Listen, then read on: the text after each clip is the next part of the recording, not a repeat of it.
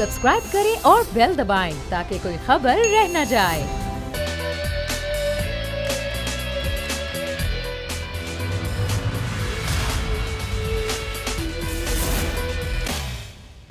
बिस्मिल्लाहिर्रहमानिर्रहीम, अस्सलाम वालेकुम। प्रोग्राम में मैं सुमैया रिजवान आपको खुश आमदीद कहती हूँ। वैसे तो नाजरीन, मुल्क में खासे मसाइल हैं। मसाइल महंगाई के हैं, बेरोज़गारी के हैं, पानी का है, बिजली का मसला है। इन तमाम तर मसाइल के बावजूद हुकूमत कोशिश कर रही है। वज़ीर-ए-आज़म इमरान खान कहते हैं कि मईशत एक अच्छे सफ़र पर गामजन हो गई है। जब मैं कहता था कि नहीं घबराओ तो लोग घबरा जाते थे, लेकिन अच्छा वक्त आने वाला है। मईशत के मुआशी अशारिये क्या कह रहे हैं, इस हवाले से वज़ीर-ए-आज़म ने बताया। इंडस्ट्रियल जोन के हवाले से उन्होंने बात की और इंडस्ट्रियल जोन के हवाले से हुकूमत खासा काम कर चुकी है और कर भी रही है। और उन्होंने ये भी कहा कि पाकिस्तान का जो मुस्तकबिल है वो इंडस्ट्रियलाइजेशन में है। GDP ग्रोथ के हवाले से सैयद उमर ने भी कहा कि ये 4.8% तक जो है उसके ग्रोथ के हदफ की मंजूरी दे दी गई है। और उन्होंने ये भी कहा कि ये आइंदा माली साल की दी गई है। कहाँ तो नेगेटिव में थी GDP ग्रोथ, लेकिन अब पाकिस्तान की जो मईशत के अशारिये हैं वो कुछ मुस्बत अशारिये नज़र आ रहे हैं। साथ ही साथ तरसीलात ज़र में भी इजाफा देखने में आया है। बरामदात में भी 13.5% का इजाफा हुआ है। लेकिन असल सवाल ये है नाजरीन कि एक आम आदमी कब खुशहाल होगा, उसके मसाइल कब ख़त्म होंगे। ये मईशत एक आम आदमी की ज़िंदगी पर किस तरह से असरअंदाज होती है, इसी पर बात करने के लिए मेरे मेहमान भी मौजूद हैं। लेकिन पहले मैं दिखाना चाहूँगी कि वज़ीर-ए-आज़म इमरान खान ने और क्या कहा। पहले आप वो सुन लीजिए, फिर गुफ्तगू का आगाज़ करते हैं। ज़िंदगी का वो सबसे मुश्किल टाइम था, वो जो हमने 1.5 साल गुजारे। तो अल्लाह का बड़ा करम है कि वो बड़े मुश्किल वक्त से हम निकले और लोगों को बड़ी दुश्वारियों का सामना करना पड़ा और बड़ी मुश्किलों से हमने वो वक्त गुजारा। हमारे दोस्त मुल्क ये अगर हमें उस वक़्त फ़ंड ना करते तो पाकिस्तान तो बैंकरप्ट हो गया था। वेल्थ क्रिएशन होनी है तो वो इंडस्ट्रियलाइजेशन के बगैर नहीं हो सकती। जो मगरिब के मुल्कों की इंडस्ट्रियलाइजेशन है वो पुरानी है, क्योंकि मैं ये चाहता हूँ कि सही माने में जो लोग इंडस्ट्री लगाना चाहते हैं वो यहाँ आएँ। हमारा मसला ये रहा कि हमने एक्सपोर्ट्स के ऊपर तवज्जो नहीं दी। जितना इन्वेस्टर के लिए आसानियाँ पैदा करेंगे उतने ज़्यादा इन्वेस्टर आएंगे। तो इन्वेस्टर उधर आता है जिधर उसको प्रॉफिट्स मिलें, क्योंकि अब बाहर से इन्फ्लोज बंद हो जाती हैं, डॉलर्स आने कम हो जाते हैं। और जब रुपया गिरता है तो जिस तरह हमने देखा सारी चीज़ें महंगी हो जाती हैं मुल्क में।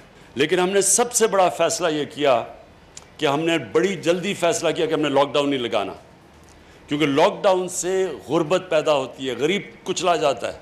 अमीर मुल्कों में भी गरीब लॉकडाउन से कुचले गए हैं। बिल्कुल, ये बात तो दुरुस्त है कि एक्सपोर्ट्स बढ़ेंगी तो मुल्क तरक्की करेगा, लेकिन एक्सपोर्ट्स बढ़ाने के लिए जो हुकूमत इक़दाम कर रही है क्या वो ठीक हैं? इसी बात करने के लिए मेरे मेहमान मेरे साथ मौजूद हैं। मारूफ इंडस्ट्रियलिस्ट हैं मियाँ जाहिद हुसैन साहब, आपको हम वेलकम कहेंगे, बहुत शुक्रिया आपके वक्त का।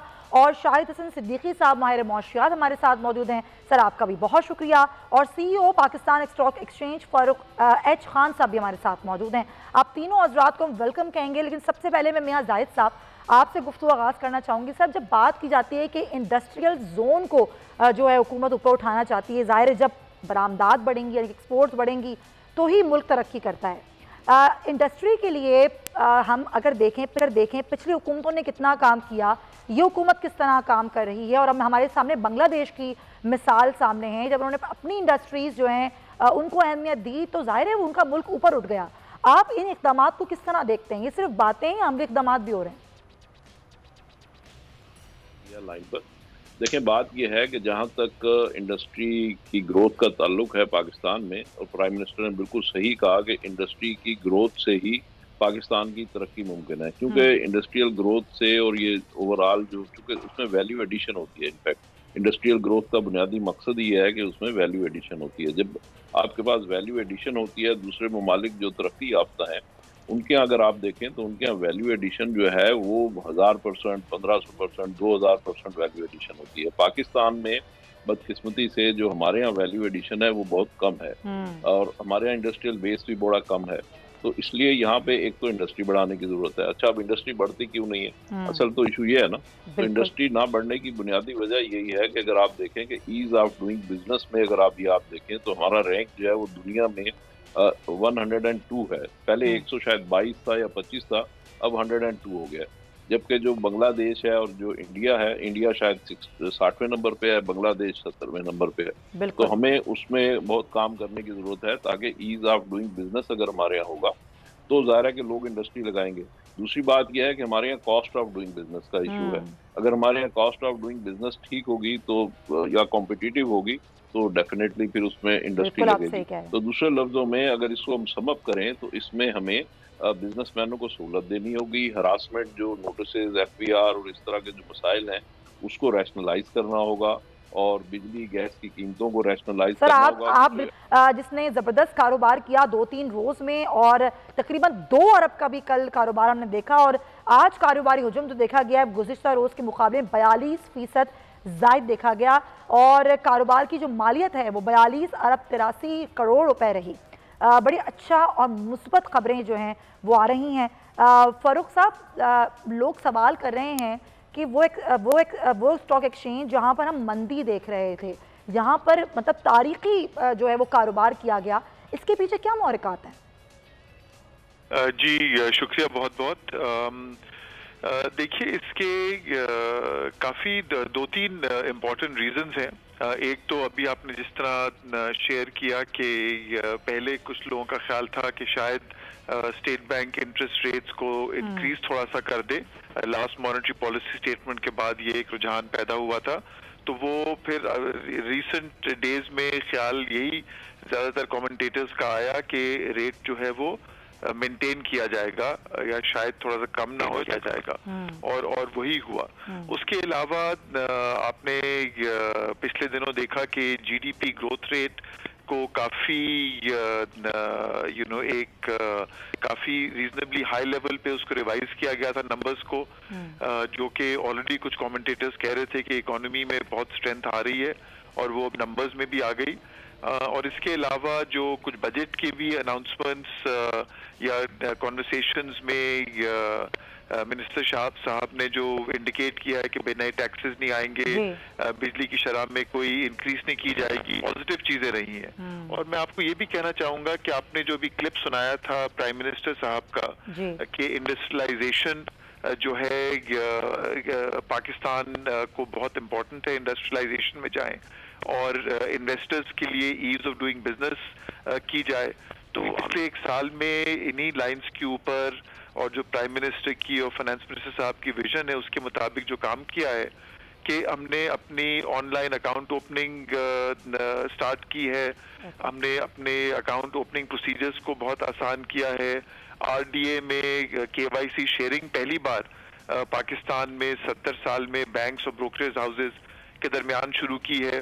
तो इससे भी इन्वेस्टर्स का कॉन्फिडेंस और इन्वेस्टर्स की एक्सेस जो है स्टॉक मार्केट में बढ़ गई है और एंड वी होप कि इसकी वजह से प्रॉफिटेबल अपॉर्चुनिटीज सामने आएंगी। पाकिस्तान के बहुत इंपॉर्टेंट स्ट्रक्चरल इम्बैलेंसेस रहे हैं, low investment rate, low savings rate, lack of documentation. Stock market जो है शायद सबसे डॉक्यूमेंटेड सेक्टर है पाकिस्तान की इकोनॉमी का एंड वी होप कि इस बजट में भी जो पॉलिसीज बनाई जाएंगी वो इनकरेज करेंगी कि कंपनीज लिस्ट हों, कैपिटल फॉर्मेशन बढ़े और इन्वेस्टर्स आए, तो इससे हमारा टैक्स रेवेन्यू और डॉक्यूमेंटेशन और बढ़ेगा।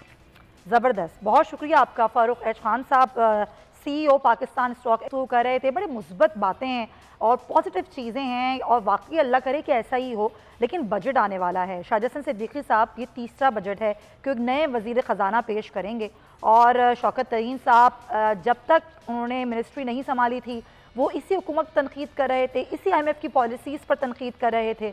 लेकिन अब वो ये कहते हैं बतौर मिनिस्टर के जी सब कुछ ठीक हो जाएगा और अब टैक्सेस भी नहीं लगेंगे इस नए बजट में, ना सिर्फ ये बिजली के निर्ख भी नहीं बढ़ाए जाएंगे और IMF से भी वो कह रहे हैं कि जो अब बात होगी वो एक नए तरीके से की जाएगी। क्या आपको लगता है सर कि अब हुकूमत इन 2-3 साल के बाद जो चीज़ों को अब लेकर चल रही है वो वाकई ठीक है? शरह नमू वाकई मुस्लिम लीग नून के दौर से भी बेहतर हो गई है? देखिए, मैं जो आदाद शुमार आपको बताऊंगा वो या तो हुकूमत के होंगे या स्टेट बैंक के, इसके अलावा कोई तीसरी फिगर मैं आपको नहीं दूंगा। नंबर 1, जब ये हुकूमत आई थी तो जो पिछली हुकूमत का शरह नमू था वो था 5.5% 2018 का। ये जो 2 साल हमारे गुजरे हैं इसमें हमारा जो औसत ग्रोथ रेट रहा है 0.75 टोटल। अब जो आज जो प्रोजेक्शन दी हैं तो उसमें 4 साल की हो जाती हैं। वो 4 साल का जो ग्रोथ रेट आपका बन रहा है वो बन रहा है 3.3%, यानी अगले साल का जो रखा है तकरीबन 4.8% उसको लेकिन मेरा अपना ख्याल ये कि उन्होंने जो इस साल 2021 का 3.94 बताया है, जिसको अपोजिशन कह रही है कि ये बहुत गलत है, बहुत बढ़ा दिया। मैं कहता हूँ ये 4% से ऊपर जाएगा, शायद 4.5% चला जाए। मैं तो आपको वो दे रहा हूँ जो है।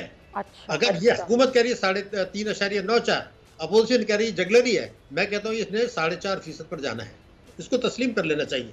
लेकिन अगले साल सूरत हाल थोड़ी सी मुख्तलिफ है, उस पर मैं बाद में आ जाऊंगा।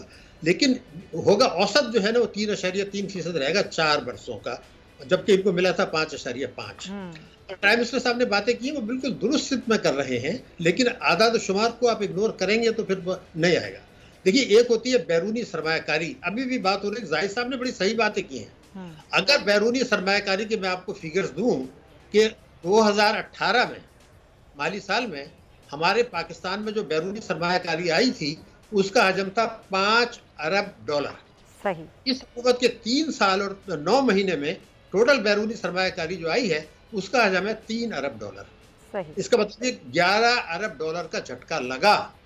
अब ये बैठ के सोचना होगा, एक तो ये बता दिया जी कॉस्ट ऑफ प्रोडक्शन जो है हमारी ज़्यादा है, तो सवाल ये कॉस्ट ऑफ प्रोडक्शन क्यों ज़्यादा है? इसलिए ज़्यादा है कि प्राइम मिनिस्टर साहब ने जो अपने इक़्तिदार में आने से पहले भी और बाद में भी तहरीक इंसाफ के चेयरमैन की हैसियत से उन्होंने कहा था कि हम हर किस्म की आमदनी पर टैक्स लगाएंगे। इसका मतलब ये है कि GST फिर कम हो जाएगा, पेट्रोलियम नेवी सिफर हो जाएगा, और उन्होंने फरमाया था कि 8,000 अरब रुपया इकट्ठा करके दिखाऊंगा, जो बिल्कुल सही।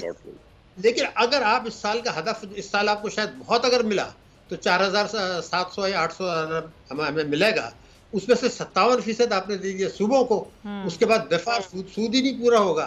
तो मेरा कहना यह था कि मैं इस चीज़ का कायल हूँ कि अगर इमरान खान साहब अपने जो एजेंडा था जिसमें से 3 पर अमल कर लें, एक हर किस्म की आमदनी पर टैक्स और मईशत को दस्तावेजी, दूसरे उन वजूहात को दूर करना जिसकी वजह से सर्कुलर डेट पैदा होता है। जब आए थे 1200 अरब था, ये 2400 अरब चला गया, अभी आना तो है इसमें। तो ये बहुत इंपॉर्टेंट बात है। और जो लाइन लॉसेज हैं और ये चोरी हो रही है बिजली की, उन्होंने कहा था हम इस्लाहात करेंगे, अभी तक नहीं हुई। अब वो अगर करते हैं तो हमारे यहाँ बेहतरी की गुंजाइश है, एक तो बुनियादी बात। लेकिन प्राइम मिनिस्टर साहब ने दूसरी बात की, उसको हम अहमियत दें। एक्सपोर्ट लेड ग्रोथ की बात की उन्होंने कि बरामदात बढ़नी चाहिए। अगर मैं आपको एक फिगर दूं कि 2018 से आज तक हमारे मुल्क की बरामदात बढ़ी है $1 अरब, हमारे मुल्क की जो तरसीलात हैं वो बढ़ी $8 अरब। बिल्कुल। तो ये एक्सपोर्ट लेड ग्रोथ तो नहीं हुई। ये जो $8 अरब बढ़ी है, उसके बाद $73 बिलियन की तरसीलात अल्हम्दुलिल्लाह मेरे मुल्क में आ गई। अब ये जो $73 बिलियन हैं, अगर इसको हम सरमायाकारी की तरफ ले जाते इसके आधे पैसे को भी, तो मेरे मुल्क का जो ग्रोथ रेट होती है वो 8 से 10 हो जाता। हमने क्या काम किया कि पहले जो है इनडायरेक्ट टैक्सेस लगाए, बिजली के नर्ख बढ़ाए, गैस के नर्ख बढ़ाए, तो जिससे बरामदात इफेक्ट होने दी, तो यहाँ से तरसीलात से कवर किया उन्होंने। लेकिन सवाल ये कि तरसीलात से रोजगार तो नहीं मिलता। दूसरा ये था कि देखिए 70% 4 मुल्कों से आ रहा है, सऊदी अरब, UAE, अमेरिका, बरतानिया, और 47% सिर्फ बरतानिया और UAE से आ रहा है। उसकी बहुत सी वजूहत हैं जो शायद आगे बरकरार ना रहें। तो मैं जो चीज़ कर रहा हूँ कि पाकिस्तान में पोटेंशियलिटी है, इसमें कतई कोई शुबा नहीं। मेरा अब भी ख्याल है हमें 8 से 10% पर जाने की सलाहियत हम लोग रखते हैं। अब आप देखिए मॉनेटरी पॉलिसी का ऐलान हो गया। कभी भी एक चीज़ को हक़ाइक़ से हटके नहीं देखना चाहिए। आपके मुल्क में, मेरे मुल्क में 11.1% जो है अफरात ज़र है इस वक्त, आपने 7% पर मेंटेन कर लिया। तो इसका मतलब ये है कि जो लोग कर्जे ले रहे हैं वो कम रकम वापस करेंगे, मगर उसका दूसरा नतीजा किसी ने सोचा है? पाकिस्तान में अल्हम्दुलिल्लाह 2 करोड़ से ज़्यादा खाते हैं जिन्होंने सेविंग बैंक अकाउंट में 7,000 अरब रुपया जमा कराया हुआ है। 7,000 अरब रुपया, और 2 करोड़ से ज़्यादा लोग। अब देखिए क्या था, फरवरी 2020 में उनको जो मुनाफा मिला था वो 11.25% मिला था। ठीक है। और ये खाते प्रॉफिट और लॉस शेयरिंग, स्टेट बैंक ने उसको कम करके 5.5 कर दिया। अब मुझे ये बताइए कि अगर 11.1% का अफरात ज़र है और मुझे 5.5% दे रहे हैं, मैं कोई पागल हूँ जो सेव करूंगा? यही तो सारी चीजें ना सर, ये इंडिकेटर्स बिल्कुल रियल हैं, ये रियलिटी है। आपको बताने चला हूँ जो बड़ी इंपॉर्टेंट है सर, क्विकली। ये जो खाते हैं ये है प्रॉफिट एंड लॉस शेयरिंग, इसका डिस्काउंट रेट से ताल्लुक ही नहीं है। तो जो पाकिस्तान का है बैंकिंग कंपनीज ऑर्डिनेंस 26A(4) और 40A, ये उसकी खिलाफ वर्जी है। स्टेट बैंक को इख्तियार ही नहीं है कि वो सेविंग बैंक अकाउंट्स के रिड्यूस करे। अगर ये ठीक कर दें सही है, तो देखेंगे कि हमारी बचतें भी बढ़ेंगी, गुर्बत में भी कमी आ जाएगी। और असल में हमारा एक शैतानी चक्कर है। शैतानी चक्कर ये है कि पहले हम टैक्सों की चोरी होने देते हैं, उससे जो नुकसान होता है उसको पूरा करने के लिए इनडायरेक्ट टैक्सेस लगाते हैं। ऐसा ही है सर, ये मगर ये कब तक चलेगा? ये इनडायरेक्ट टैक्सेस लगाए जाते हैं, कहा जाता है कि टैक्सेस नहीं लगाए जाएंगे, लेकिन फिर वो इनडायरेक्ट टैक्सेस होते हैं और वो आवाम की जेबों से वसूल किए जाते हैं। जाहिद साहब, आपको क्या लगता है जब हम इंडस्ट्रीज़ को ऊपर ले जाने की बात करते हैं तो हुकूमत की जो पॉलिसीज़ हैं वो उससे मैच नहीं होती हैं? हुकूमत की पॉलिसीज़ जो अमली इक़दाम जिसे हम कहते हैं वो क्या होने चाहिए कि आप अपने इंडस्ट्रियल जोन को वाक़ईतन ऊपर उठाएं और वाक़ईतन हमारी ज़्यादा इंडस्ट्रीज़ भी लगें, लोगों के रोज़गार भी हों और ईज़ ऑफ डूइंग बिजनेस की आप बात करें तो वो भी हो प्रैक्टिकली? देखें, बड़ी सिंपल सी बात है, पूरी दुनिया में आखिर लोगों ने कैसे अपनी इंडस्ट्री को अपलिफ्ट किया है, कैसे वैल्यू एडिशन किया है, ये आजकल कोई राज की बात तो है नहीं। अब सिंपल सी बात है कि आप सनतकार को ज़मीन दे दें, फाइनेंस दे दें और उसको पानी और बिजली दे दें, उसकी प्राइसेस सही कर दें, उसका लॉ एंड ऑर्डर ठीक कर दें, उसको रोड एक्सेस दे दें। ये 4-5 चीज़ें जब आप सनतकार को प्रोवाइड कर देते हैं तो वो उसमें इन्वेस्टमेंट करना शुरू कर देता है और बल्कि ये कि फिर बाहर से भी इन्वेस्टमेंट आना शुरू हो जाती है। अगर आपका लोकल इन्वेस्टर जो है उसको ये कंड्यूसिव एनवायरनमेंट नहीं मिलेगा तो बाहर से इन्वेस्टमेंट कैसे आएगी? तो यही बात है कि जब अभी बात हो रही थी कि इसमें हमारे यहाँ तकरीबन 200 से 250 अरब रुपए की साल की बिजली चोरी होती है और 200-250 अरब रुपए ही की बिजली लाइन लॉसेस की नजर होती है। अगर ये फैक्टर हम ठीक कर लें तो उसके नतीजे में 3 से 4 रुपए पर यूनिट बिजली की कीमत गिर सकती है। तो उसके नतीजे में हमारी जो ईज ऑफ डूइंग बिजनेस भी हो जाएगी, हमारी जो कॉस्ट ऑफ डूइंग बिजनेस है वो भी हमारी रिड्यूस हो जाएगी। फिर हमें इसकी सप्लाई को रेगुलर करने की जरूरत है। मिसाल के तौर पे अभी ये कहा गया कि जी जो कैप्टिव पावर वाले हैं उनको बंद कर दी जाएगी गैस और उनको कहा जाएगा कि जी वो बिजली पे शिफ्ट हो जाए। एब्रप्ट ऑर्डर इशू किया गया कि जी इमीडिएटली उनकी गैस डिस्कनेक्ट कर दी जाए। फिर जब हम लोगों ने इंटरवीन किया तो कहा कि अच्छा जी ठीक है, इसको 6 महीने का टाइम दे दें। तो इस तरीके से जो चीजें हैं, जो लोगों के आर्म ट्विस्टिंग की जाती है या उनके नर्व्स टेस्टिंग की जाती है, तो ये सारी चीजें नहीं होनी चाहिए। इसके नतीजे में लोग कारोबार नहीं कर पाते। इसी तरीके से फिर आप फाइनेंस की बात है, स्टेट बैंक ने एक टर्फ स्कीम दी थी, 300 अरब रुपया पोर इन किया इसमें। उसकी वजह से अभी आप देख रहे हैं ना 10-15% जो आपकी ग्रोथ आई है एक्सपोर्ट में, बेसिकली वो स्टेट बैंक ने जो उसमें पैसे पोर इन किए या रिफंड की पेमेंटें लोगों को मिली जल्दी, तो उसके नतीजे में इम्प्रूवमेंट आई। प्लस ये कि उसमें जो कोविड की सिचुएशन थी इंडिया में और बांग्लादेश में, तो वो लोग हेल्ड अप हो गए थे उसमें, उसकी वजह से वो हमें स्पिल्ड ओवर ऑर्डर हमें मिल गए। तो ये सारी चीजें मिल मिला के हमारी एक्सपोर्ट्स कदरे बेहतर हुई हैं। और अभी जो शायद सिद्दीकी साहब कह रहे थे कि डेफिनेटली रोजगार जो मिलता है वो इसी तरीके से मिलता है कि अगर आपके मुल्क में इंडस्ट्री लगे। इंडस्ट्री लगने के लिए मैंने ये 4-5 चीजें बता दी। अब पानी की किल्लत को आप देख लीजिए, कराची आपको 67% के करीब रेवेन्यू देता है। कराची में पानी की पोजीशन ये है कि इंडस्ट्री को पानी खरीदना पड़ता है, यानी जो पानी उनको लाइन के जरिए मिलना चाहिए वो लाइन के जरिए मिलने के बजाय वो उन्हें टैंकरों के जरिए खरीदना पड़ता है। और एक टैंकर जो है वो 6,000 रुपए का है। और एक इंडस्ट्री जो प्रोसेसिंग इंडस्ट्री है उसको तकरीबन 150 टैंकर पर डे चाहिए। अब इससे आप अंदाजा लगा लीजिए कि वही पानी जो उसका पानी है वही उसको चोरी करके और वही पानी उसको बेचा जाता है। तो ये सारी चीजें जो हैं, एक तरफ अभी महंगाई की भी बात हो रही है, तो गवर्नेंस को जब तक हम ठीक नहीं करेंगे, देखिए गवर्नमेंट ने एक पॉलिसी बनाई, सहूलतें देनी शुरू कर दी। अभी एक्सपोर्टर के लिए इन्होंने बिजली और गैस की कीमतों को रैशनलाइज किया, कॉम्पिटिटिव किया, उसके नतीजे में भी एक्सपोर्ट बढ़ी।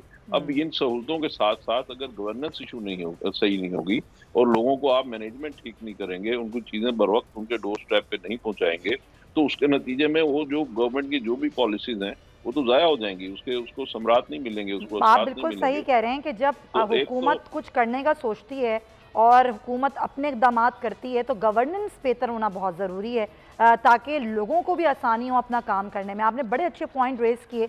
जाहिद हुसैन साहब बहुत शुक्रिया, और शाहिद हसन सिद्दीकी साहब आपका भी बहुत शुक्रिया। वापस आते अपने प्रोग्राम पर, एक और अहम मामला है और वो है मुर्गियों में जो बीमारी की बात बार बार की जा रही है और एक न्यूकासल नामी बीमारी जिसका जिक्र किया जा रहा है और बड़े पैमाने पर जो पोल्ट्री फार्म्स हैं वहाँ पर मुर्गियों के मरने की रिपोर्ट्स भी जो हैं वो मौसूल हुई। और अब माहिरीन सेहत ने हुकूमत से ये मुतालबा किया है कि इस बात को यकीनी बनाया जाए कि बीमार मुर्गियों की फ़रोख्त ना की जाए ताकि लोगों तक जो है वो लोग महफूज रह सकें। अब इसी पर बात करने के लिए हमारे साथ मौजूद हैं अब्दुल मारूफ सिद्दीकी साहब, जुमान हैं पोल्ट्री एसोसिएशन के। बहुत शुक्रिया अब्दुल मारूफ साहब। ये क्या बीमारी है और किस तरह से ये बीमारी फैल रही है मुर्गियों में? इस हवाले से जो खदशात हैं लोगों के वो बड़े अहम हैं। लोग खरीदते हुए मुर्गी परेशान हैं कि खरीदें या ना खरीदें। शुक्रिया जी, ये तो मेरे ख्याल में जो एक्सपर्ट्स हैं वो बता सकेंगे, लेकिन मुर्गियों की जो बीमारी थी वो आहिस्ता आहिस्ता कम हो रही है और इससे इंसानी जानों को कोई खतरा नहीं है। लोग बिला झिझक इसको खा सकते हैं और इस वक्त जो है वो बीमारी की जो शिद्दत थी वो कम हो गई है। अच्छा। और मुर्गी दोबारा जो है वो बेहतर अंदाज में तैयार होकर आ रही है। अब्दुल मारूफ साहब, बीमारी थी क्या? जी जी, बीमारी न्यूकैसल, वो उसका नाम रानीखेत की बीमारी है और जो मुर्गी बीमार होती है वो फार्म पे ही मर जाती है और मार्केट में जो मुर्गी आती है वो हमेशा सेहतमंद होती है। नहीं, अच्छा, बीमार हुई मुर्गी, बीमारी भी आई लेकिन रेट्स कम नहीं हुए, रेट्स वहीं के वहीं हैं। रेट्स बढ़ने की क्या वजह है? मुझे पता नहीं, आपने कोई मालूमात किए नहीं की पिछले आप बता दें क्या मुर्गी का रेट है आज का? 3-4 दिन से जो है वो मुसलसल जो है मुर्गी की कीमतें जो वो कम हो रही है। मुर्गी की कीमत जो लाइव बर्ड की कीमत थी फार्म से जो रेट था वो 320 रुपए से कम होके आज जो है वो 240 रुपए। 240 फार्म पे से जो मुर्गी बिकेगी कल सुबह में वो 256 रुपए में बिकेगी। और सर गोश्त की क्या प्राइस है?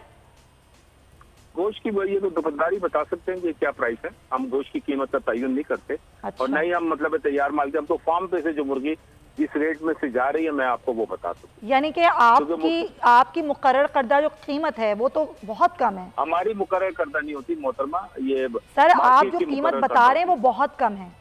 आप जो कीमत बता रहे हैं वो बहुत कम है, लेकिन जो मार्केट में कीमत है वो बहुत ज़्यादा है।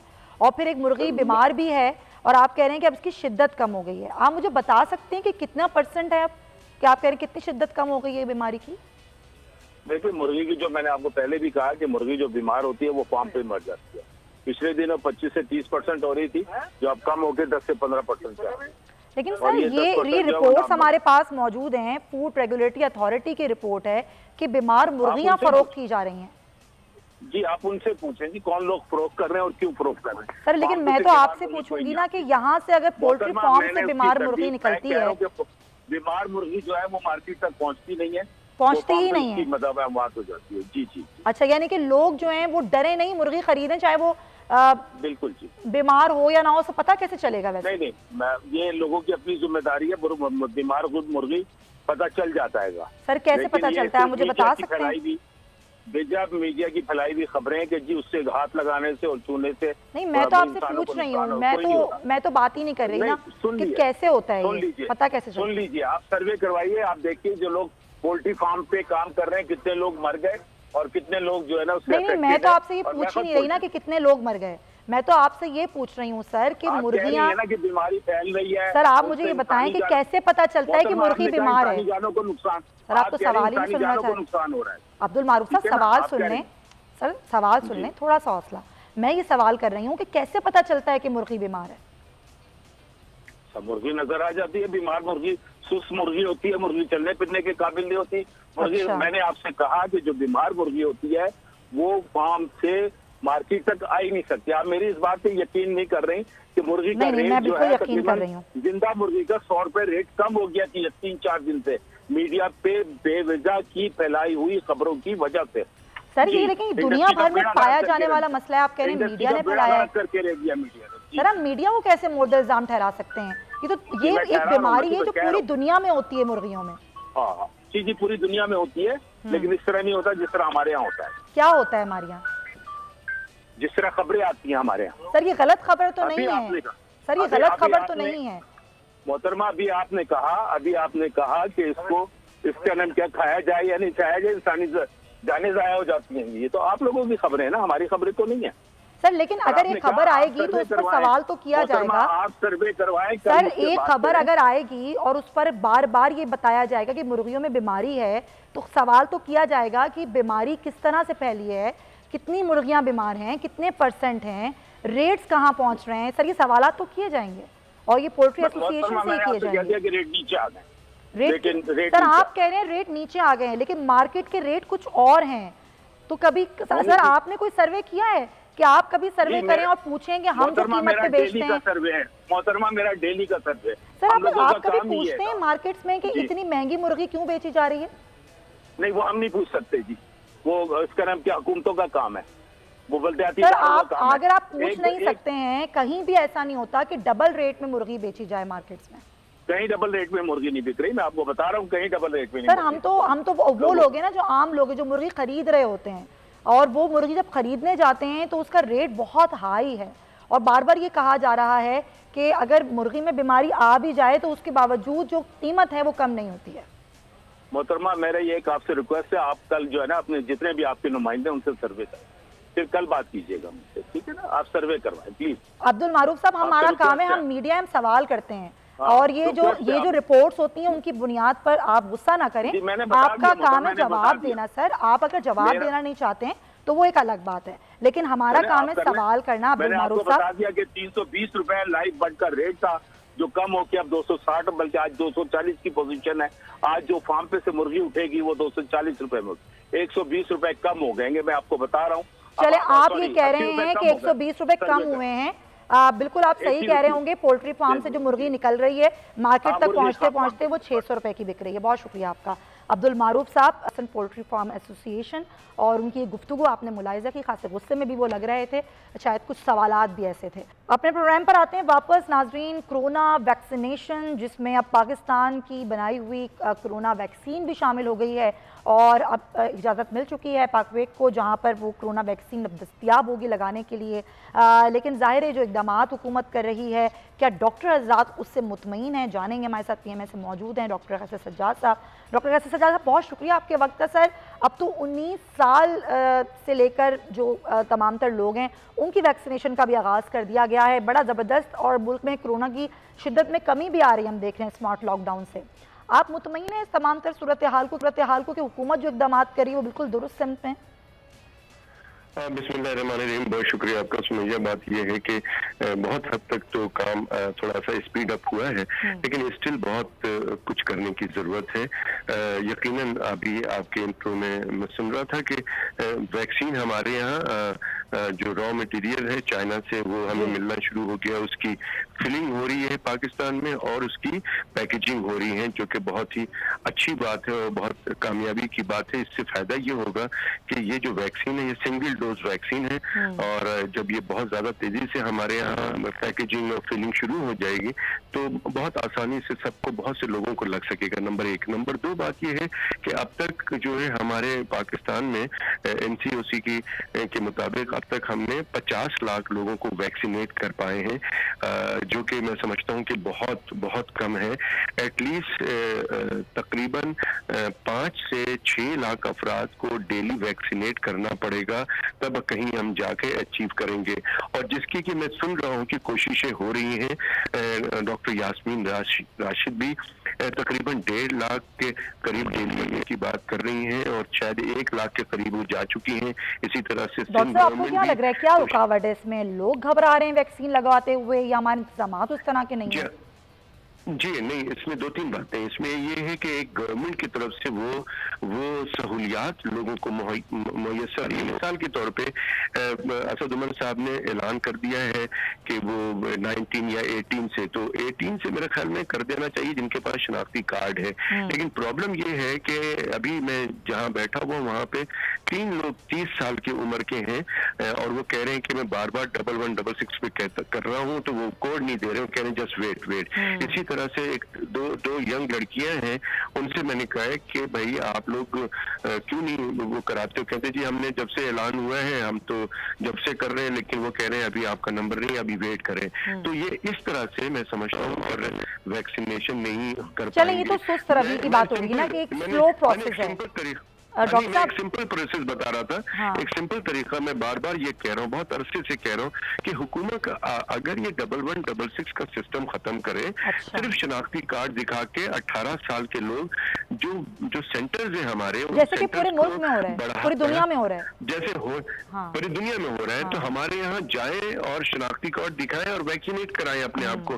सिंपल तरीका कर दें, जो वैक्सीन अवेलेबल है वो वैक्सीनेट कराएं। जो लोग नहीं कराना उनको अभी छोड़ दें, क्योंकि कराना सर, लेकिन ऐसे पढ़े लिखे लोग हैं डॉक्टर साहब जो वैक्सीन के हवाले से बातें फैला रहे हैं, र्यूमर्स फैला रहे हैं, खुद भी डर रहे हैं, लोगों को भी डरा रहे हैं कि खुदा ना खास्ता वो मैग्नेट चिपक रहा है और हमें चिप लगा दी गई है। ये इस तरह की जो बातें फैलाई जा रही हैं, और खौफ पैदा किया जा रहा है, एक पढ़ा लिखा तबका इस तरह की बातें कर रहा है, उनका क्या किया जाए? देखिए, आपकी बात बिल्कुल दुरुस्त है और इसमें बहुत अफसोस का मुकाम है कि जो पढ़े लिखे लोग हैं, जिसमें बहुत सारे प्रोफेशनल लोग भी शामिल हैं, ये इस तरह की बातें कर रहे हैं और इस तरह की बातों पे यकीन कर रहे हैं और इस तरह के मैसेजेस को फॉरवर्ड भी कर रहे हैं। मैं बार बार उनसे कहता हूं कि खुदारा, अगर आपके पास ऐसा कोई नेगेटिव मैसेज आता है अगेंस्ट द वैक्सीन, उसको आप आगे ना बढ़ाएं। मैं तमाम आपके तवज्जुह से तमाम लोगों से कहता हूं कि ऐसी कोई चीज नहीं है कि वहां रखें तो बल्ब जल जाता है, जहां इंजेक्शन लगा है आपको, वैक्सीन लगी है, चीज नहीं कि वहां पर आप मगनातीस रखेंगे तो वो चिपक जाएगा हाथ में। ऐसा सब बकवास है, सब फेक है, सब उसको मैनिपुलेटेड है। और इसी तरह से कोई ऐसी बात नहीं है कि वैक्सीन लगाएंगे तो आप पता नहीं 2 साल के बाद आपको क्या हो जाएगा। ये सब फेक है, इसमें कोई सदाकत नहीं है। खुदारा, सिंपल बात यह है कि देखें, आप, मैं तमाम ताजिर बरादरी से, तमाम रेस्टोरेंट के मालिकान से, तमाम और जितने भी लोग हैं, सबसे रिक्वेस्ट करता हूं कि अपने आप को वैक्सीनेट करें, अपने वर्कर्स को वैक्सीनेट करें और अपना कारोबार खोलें। प्लीज प्लीज एवरीबडी एल्स का स्टाफ खुदारा वैक्सीनेट करें। अब ये बात सामने आ रही है, अब ये सामने आ रही है बात कि मरीज जब अस्पताल जाता है तो कोविड में नहीं होता है, लेकिन जब अस्पताल से वापस आता है मरीज तो कोविड पॉजिटिव हो जाता है। इसका मतलब है कि अस्पताल के अंदर जो अमला है, जो पैरामेडिकल डॉक्टर है, वो वैक्सीनेट नहीं हुआ है। तो आपकी प्लीज वैक्सीनेशन जरूर करवाएं। आप बिल्कुल सही। डॉक्टर साहब, अच्छा एक चीज और, टाइम कम है, मैं आपसे ये पूछना चाह रही हूँ कि अब मुर्गियों में ये कहा गया कि कोरोना टाइप की कोई बीमारी आई है, कुछ फ्लू टाइप की कोई बीमारी आई है जिसके बारे में बात की जा रही है, और ये कहा गया कि चिकन का इस्तेमाल जो है वो लोग कम कर दें। आप मुझे बता सकते हैं कि चिकन में किस किस्म की बीमारी है ये फ्लू की? देखिए, चिकन में वायरस, बहुत सारे वायरसेस आते हैं और बकौल ये पीपीए है जो पाकिस्तान पोल्ट्री एसोसिएशन के जितने भी नुमाइंदे हैं, उन्हीं का और ये वर्जन है कि जी हर साल 20 साल से ये चल रहा है कि वायरस आता है और हजारों मुर्गियां मर जाती हैं। लेकिन बहुत अफसोस की बात है कि 20 साल से जब ये चल रहा है तो उसकी रोकथाम के लिए एसोसिएशन ने क्यों नहीं किया फॉर्म। और इसमें सिंपल सी बात है कि दूसरे ममालिक से बर्ड्स आती हैं और यहाँ फॉर्म में मुर्गियों से वो उनकी कांटेक्ट होता है, तो इसकी रोकथाम क्यों नहीं की? नंबर 1। नंबर 2 बात ये है कि जब ये आता है तो उससे पहले वैक्सीन क्यों नहीं लगवा लेते हैं? नंबर 3 बात ये है कि मुर्गियों की कीमत, इससे जब मर गई मुर्गियां तो इससे कीमत बढ़ने का क्या ताल्लुक है? जितनी मुर्गियां हैं उसको उसी से बेचना चाहिए। नंबर 4 बात हमारा इंपॉर्टेंट ये है कि देखिए, कोविड की वजह से ना इतनी शादियां हो रही हैं, ना इतने इज्तिमा हो रहा है, ना लोगों में दावतें हो रही हैं, ना शादी हॉल खुले हुए हैं, कोई चीज कंजम्पशन किधर है? पहले तो कोविड से पहले तो हजारों लॉन और शादियां और घर में दावतें और इस सब चीजें, कंजम्पशन तो बहुत होता था। कोविड की वजह से कंजम्पशन भी कम है, लेकिन इसके बावजूद मुर्गियों की कीमत बढ़ गई है। ये बात समझ से बाहर है। दूसरी बात यह कि मैं एसोसिएशन के तमाम लोगों से मैं कहता हूं कि खुदारा, आप देखें कि ये जो मुर्गियां मर जाती हैं, और मैं हुकूमत से भी रिक्वेस्ट करता हूं, जो फूड अथॉरिटी है, ये जिनकी जिम्मेदारी है कि ये मरी हुई मुर्गी, सर वो अभी हमारी बात हो रही थी, अब्दुल मारूफ साहब जो कि तर्जुमान हैं, वो बहुत बुरा मान गए थे इस बात पर जो आप कीमत की बात कर रहे हैं। बात मैंने भी की तो वो माइंड कर गए थे कि कोई कीमत बढ़ी हुई नहीं है। चल, वैसे मुर्गी खा सकते हैं, ये नुकसानदेह तो नहीं होगी? जी बिल्कुल मुर्गी खा सकते हैं, बिल्कुल मुर्गी खाने में कोई प्रॉब्लम नहीं है।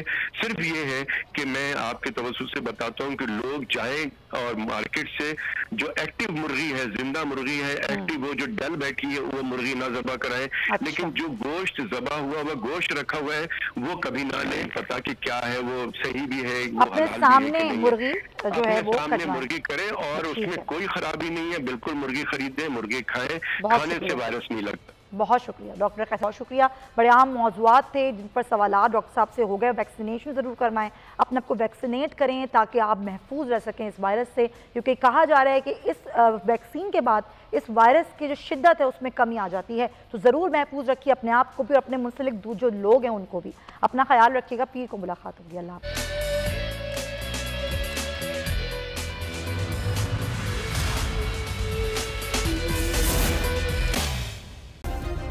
सब्सक्राइब करें और बेल दबाएं ताकि कोई खबर रह न जाए।